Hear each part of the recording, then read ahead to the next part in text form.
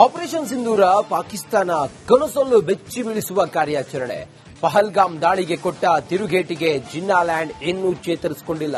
ಆದರೂ ಪಾಕಿಸ್ತಾನ ಭಾರತದ air strike ಭೀಕರತೆ ಒಪ್ಪಿರಲಿಲ್ಲ. ಇದೀಗ ಯುರೋಪಿಯನ್ ಸೇನಾ ವಿಶ್ಲೇಷಣೆ ಸಂಸ್ಥೆ ಭಾರತದ ಪರಾಕ್ರಮ ಹೇಗಿತ್ತು ಎಂದು ತಿಳಿಸಿದೆ.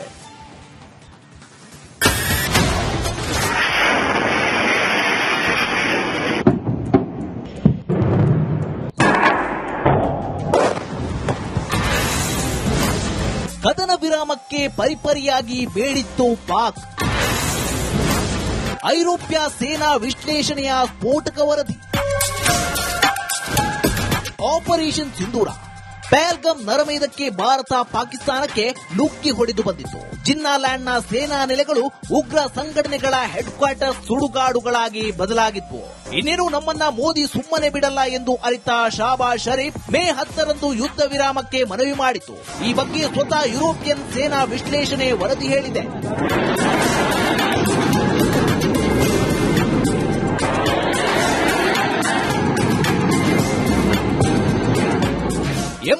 ಗಂಟೆ ನಡೆದ ಆಪರೇಷನ್ ಸಿಂಧೂರದಲ್ಲಿ ಭಾರತವು ಆಧಿಪತ್ಯ ಸಾಧಿಸಿದ್ದರಿಂದ ಪಾಕ್ ಕದನ ವಿರಾಮಕ್ಕೆ ಒತ್ತಾಯಿಸಿತು ಎಂದು ಯುರೋಪಿಯನ್ ಸೇನಾ ವಿಶ್ಲೇಷಣೆ ವರದಿ ಹೇಳಿದೆ. ಭಾರತವು ತನ್ನ ಪ್ರಮುಖ ಆಸ್ತಿಗಳನ್ನ ರಕ್ಷಿಸಿ ಎದುರಾಳಿಯ ಸಾಮರ್ಥ್ಯವನ್ನ ಕುಗ್ಗಿಸಿ ಭೀಕರ ಏರ್ ಸ್ಟ್ರೈಕ್ ಮಾಡಿತ್ತು. ಇನ್ನು ನ್ಯೂಕ್ಲಿಯರ್ ಗಡಿದಾಟದ ಕಾರ್ಯಾಚರಣೆಯಲ್ಲಿ ಸ್ಪಷ್ಟವಾದ ಮೇಲುಗೈ ಸಾಧಿಸಿದೆ ಎಂದು ವರದಿ ಹೇಳಿದೆ. ಪಾಕಿಸ್ತಾನ ದಾಳಿಗೆ ಭಾರತದ ದಿಟ್ಟ ಉತ್ತರ.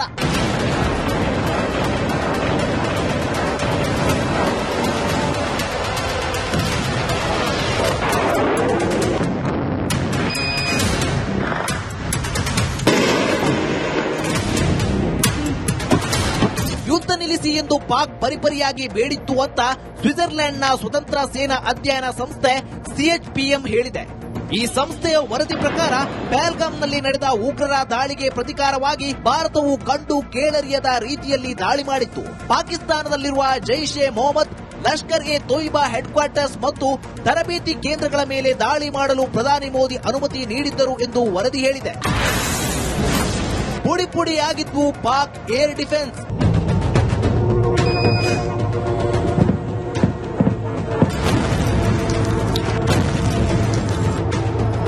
ಮೊದಲ ಪಾಕಿಸ್ತಾನ ದಾಳಿಗೆ ಪ್ರತಿಯಾಗಿ ಮೇ 8ರಂದು ಭಾರತೀಯ ವಾಯುಪಡೆ ಪಾಕಿಸ್ತಾನದ ಏರ್ ಡಿಫೆನ್ಸ್ ಸೈಟ್ಗಳ ಮೇಲೆ ದಾಳಿ ನಡೆಸಿತು.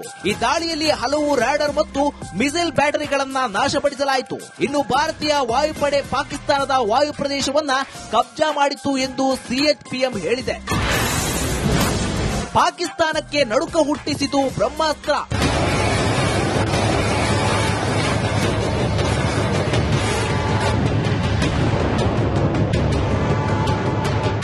ಮೇ 9ರ ರಾತ್ರಿ ಪಾಕಿಸ್ತಾನ ದಾಳಿಗೆ ತಯಾರಿ ನಡೆಸುತ್ತಿದ್ದಂತೆ ಭಾರತೀಯ ವಾಯುಪಡೆ ಕೂಡಲೇ ಪ್ರತಿಕ್ರಿಯಿಸಿತ್ತು. ಬ್ರಹ್ಮೋಸ್, ಕಾಲ್ಫ್ ಈಸಿ ಮತ್ತು ರ್ಯಾಂಪೇಜ್ ಮಿಸೈಲ್ಗಳಿಂದ ಪಾಕ್ನ ವಾಯುನೆಲೆ ಮತ್ತು ಮಿಸೈಲ್ ಬ್ಯಾಟರಿಗಳ ಮೇಲೆ ದಾಳಿ ನಡೆಸಿತು. ಈ ದಾಳಿಯಲ್ಲಿ ಪಾಕಿಸ್ತಾನ ಹಲವು ಡ್ರೋನ್ಗಳು, ರೆಡಾರ್ಗಳು, ಕಮಾಂಡ್ ಸೆಂಟರ್ಗಳು ಮತ್ತು F-16 ವಿಮಾನ ಧ್ವಂಸವಾಗಿದೆ ಎಂದು ಈ ವರದಿ ಹೇಳಿದೆ.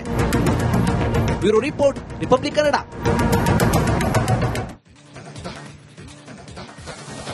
ಆಪರೇಷನ್ ಸಿಂಧೂರ ಪಾಕಿಸ್ತಾನ ಕನಸೊಲ್ಲು ಬೆಚ್ಚಿ ಬೀಳಿಸುವ ಕಾರ್ಯಾಚರಣೆ.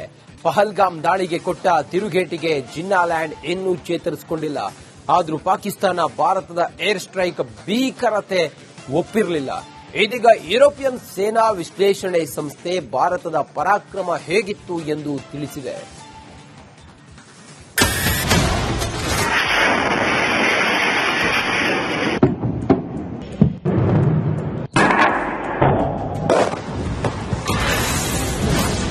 ಕದನ ವಿರಾಮಕ್ಕೆ ಪರಿಪರಿಯಾಗಿ ಬೇಡಿತ್ತು ಪಾಕ್. ಐರೋಪ್ಯ ಸೇನಾ ವಿಶ್ಲೇಷಣೆಯ ಸ್ಫೋಟಕ ವರದಿ. ಆಪರೇಷನ್ ಸಿಂಧೂರ ಪಹಲ್ಗಾಮ್ ನರಮೇಧಕ್ಕೆ ಭಾರತ ಪಾಕಿಸ್ತಾನಕ್ಕೆ ನುಗ್ಗಿ ಹೊಡೆದು ಬಂದಿತ್ತು. ಜಿನ್ನಾಲ್ಯಾಂಡ್ನ ಸೇನಾ ನೆಲೆಗಳು ಉಗ್ರ ಸಂಘಟನೆಗಳ ಹೆಡ್ ಕ್ವಾರ್ಟರ್ಸ್ ಸುಡುಗಾಡುಗಳಾಗಿ ಬದಲಾಗಿತ್ತು. ಇನ್ನೇನು ನಮ್ಮನ್ನ ಮೋದಿ ಸುಮ್ಮನೆ ಬಿಡಲ್ಲ ಎಂದು ಅರಿತ ಶಹಬಾಜ್ ಶರೀಫ್ ಮೇ 10ರಂದು ಯುದ್ಧ ವಿರಾಮಕ್ಕೆ ಮನವಿ ಮಾಡಿತು. ಈ ಬಗ್ಗೆ ಸ್ವತಃ ಯುರೋಪಿಯನ್ ಸೇನಾ ವಿಶ್ಲೇಷಣೆ ವರದಿ ಹೇಳಿದೆ.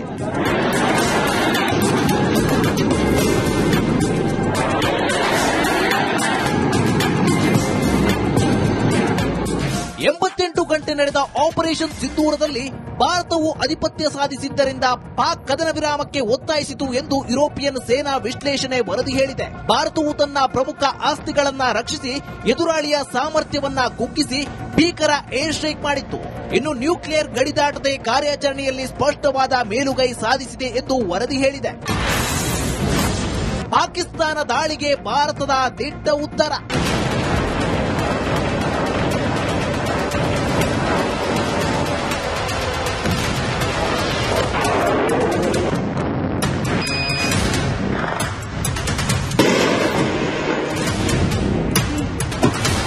ಯುದ್ಧ ನಿಲ್ಲಿಸಿ ಎಂದು ಪಾಕ್ ಪರಿಪರಿಯಾಗಿ ಬೇಡಿತ್ತು ಅಂತ ಸ್ವಿಟ್ಜರ್ಲೆಂಡ್ನ ಸ್ವತಂತ್ರ ಸೇನಾ ಅಧ್ಯಯನ ಸಂಸ್ಥೆ ಸಿಎಚ್ಪಿಎಂ ಹೇಳಿದೆ. ಈ ಸಂಸ್ಥೆಯ ವರದಿ ಪ್ರಕಾರ ಪಹಲ್ಗಾಮ್ನಲ್ಲಿ ನಡೆದ ಉಗ್ರರ ದಾಳಿಗೆ ಪ್ರತಿಕಾರವಾಗಿ ಭಾರತವು ಕಂಡು ಕೇಳರಿಯದ ರೀತಿಯಲ್ಲಿ ದಾಳಿ ಮಾಡಿತ್ತು. ಪಾಕಿಸ್ತಾನದಲ್ಲಿರುವ ಜೈಷ್ ಎ ಮೊಹಮ್ಮದ್, ಲಷ್ಕರ್ ಎ ತೊಯ್ಬಾ ಹೆಡ್ ಕ್ವಾರ್ಟರ್ಸ್ ಮತ್ತು ತರಬೇತಿ ಕೇಂದ್ರಗಳ ಮೇಲೆ ದಾಳಿ ಮಾಡಲು ಪ್ರಧಾನಿ ಮೋದಿ ಅನುಮತಿ ನೀಡಿದ್ದರು ಎಂದು ವರದಿ ಹೇಳಿದೆ. ಪುಡಿ ಪುಡಿಯಾಗಿದ್ವು ಪಾಕ್ ಏರ್ ಡಿಫೆನ್ಸ್.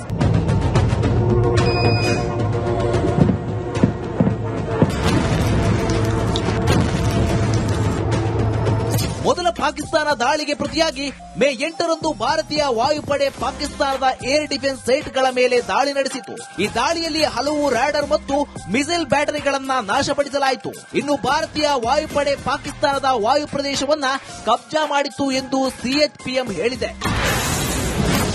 ಪಾಕಿಸ್ತಾನಕ್ಕೆ ನಡುಕ ಹುಟ್ಟಿಸಿತು ಬ್ರಹ್ಮಾಸ್ತ್ರ.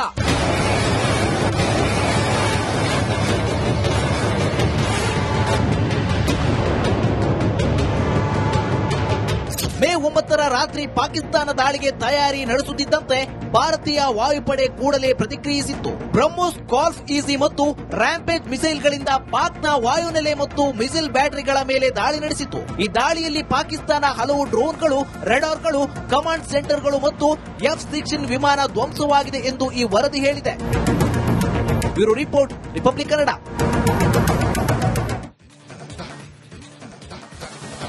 ಆಪರೇಷನ್ ಸಿಂಧೂರ ಪಾಕಿಸ್ತಾನ ಕನಸೊಲ್ಲು ಬೆಚ್ಚಿ ಬೀಳಿಸುವ ಕಾರ್ಯಾಚರಣೆ. ಪಹಲ್ಗಾಮ್ ದಾಳಿಗೆ ಕೊಟ್ಟ ತಿರುಗೇಟಿಗೆ ಜಿನ್ನಾಲ್ಯಾಂಡ್ ಇನ್ನೂ ಚೇತರಿಸಿಕೊಂಡಿಲ್ಲ. ಆದರೂ ಪಾಕಿಸ್ತಾನ ಭಾರತದ ಏರ್ ಸ್ಟ್ರೈಕ್ ಭೀಕರತೆ ಒಪ್ಪಿರಲಿಲ್ಲ. ಇದೀಗ ಯುರೋಪಿಯನ್ ಸೇನಾ ವಿಶ್ಲೇಷಣೆ ಸಂಸ್ಥೆ ಭಾರತದ ಪರಾಕ್ರಮ ಹೇಗಿತ್ತು ಎಂದು ತಿಳಿಸಿದೆ.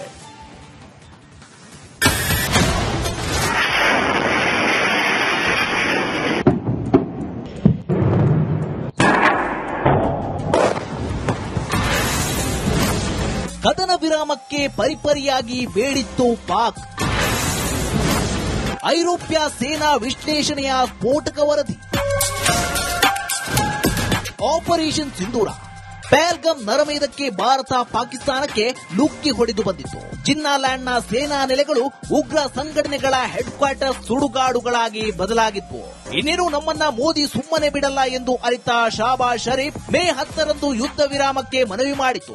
ಈ ಬಗ್ಗೆ ಸ್ವತಃ ಯುರೋಪಿಯನ್ ಸೇನಾ ವಿಶ್ಲೇಷಣೆ ವರದಿ ಹೇಳಿದೆ.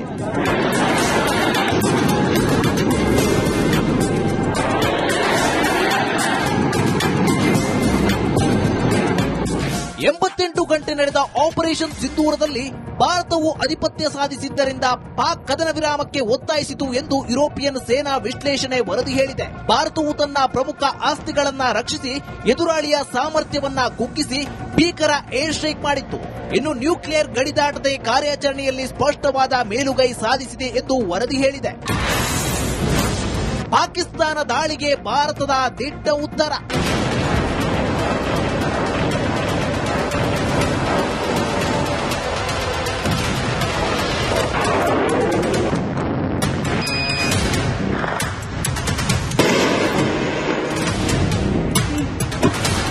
ಯುದ್ಧ ನಿಲ್ಲಿಸಿ ಎಂದು ಪಾಕ್ ಪರಿಪರಿಯಾಗಿ ಬೇಡಿತ್ತು ಅಂತ ಸ್ವಿಟ್ಜರ್ಲೆಂಡ್ನ ಸ್ವತಂತ್ರ ಸೇನಾ ಅಧ್ಯಯನ ಸಂಸ್ಥೆ ಸಿಎಚ್ಪಿಎಂ ಹೇಳಿದೆ.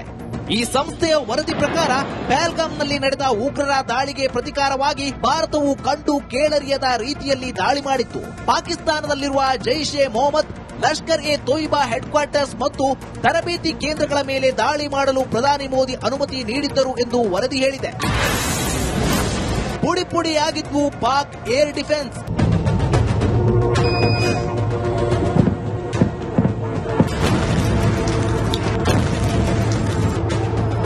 ಮೊದಲ ಪಾಕಿಸ್ತಾನ ದಾಳಿಗೆ ಪ್ರತಿಯಾಗಿ ಮೇ 8ರಂದು ಭಾರತೀಯ ವಾಯುಪಡೆ ಪಾಕಿಸ್ತಾನದ ಏರ್ ಡಿಫೆನ್ಸ್ ಸೈಟ್ಗಳ ಮೇಲೆ ದಾಳಿ ನಡೆಸಿತು. ಈ ದಾಳಿಯಲ್ಲಿ ಹಲವು ರಾಡರ್ ಮತ್ತು ಮಿಸೈಲ್ ಬ್ಯಾಟರಿಗಳನ್ನ ನಾಶಪಡಿಸಲಾಯಿತು. ಇನ್ನು ಭಾರತೀಯ ವಾಯುಪಡೆ ಪಾಕಿಸ್ತಾನದ ವಾಯು ಪ್ರದೇಶವನ್ನ ಕಬ್ಜಾ ಮಾಡಿತ್ತು ಎಂದು ಸಿಎಚ್ಪಿಎಂ ಹೇಳಿದೆ.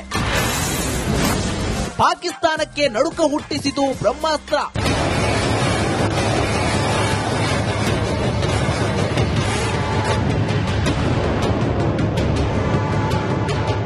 ಮೇ 9ರ ರಾತ್ರಿ ಪಾಕಿಸ್ತಾನ ದಾಳಿಗೆ ತಯಾರಿ ನಡೆಸುತ್ತಿದ್ದಂತೆ ಭಾರತೀಯ ವಾಯುಪಡೆ ಕೂಡಲೇ ಪ್ರತಿಕ್ರಿಯಿಸಿತ್ತು. ಬ್ರಹ್ಮೋಸ್, ಕಾಲ್ಫ್ ಈಸಿ ಮತ್ತು ರ್ಯಾಂಪೇಜ್ ಮಿಸೈಲ್ಗಳಿಂದ ಪಾಕ್ನ ವಾಯುನೆಲೆ ಮತ್ತು ಮಿಸೈಲ್ ಬ್ಯಾಟರಿಗಳ ಮೇಲೆ ದಾಳಿ ನಡೆಸಿತು. ಈ ದಾಳಿಯಲ್ಲಿ ಪಾಕಿಸ್ತಾನ ಹಲವು ಡ್ರೋನ್ಗಳು, ರೆಡಾರ್ಗಳು, ಕಮಾಂಡ್ ಸೆಂಟರ್ಗಳು ಮತ್ತು F-16 ವಿಮಾನ ಧ್ವಂಸವಾಗಿದೆ ಎಂದು ಈ ವರದಿ ಹೇಳಿದೆ.